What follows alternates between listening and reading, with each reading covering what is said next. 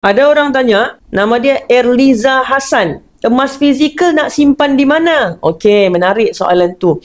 Emas fizikal ni ada dua tempat anda boleh simpan. Satu, simpan sendiri. Yang kedua, simpan dekat safety deposit. Biasanya ada third party companies ataupun bank yang buat servis ni. Iaitu anda sewa dekat situ. Lepas tu nanti setahun sekali anda renew sewaan tu. Bayar mungkin 200, 300. Dia akan bagi anda satu safety box. Okay, mungkin saiz macam ni, terpulanglah ikut berapa dia punya charges tu.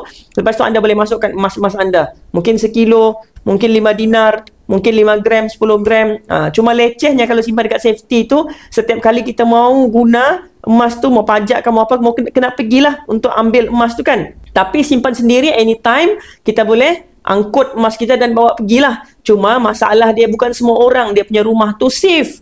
Ada rumah yang pernah ada kes kemasukan pencuri, pernah rumah yang memang tinggal dekat area-area setinggan ataupun black area kan. Jadi bahaya tu lebih tinggi. Sebab tu bila bercakap tentang simpan emas dekat mana, risiko tu sentiasa ada.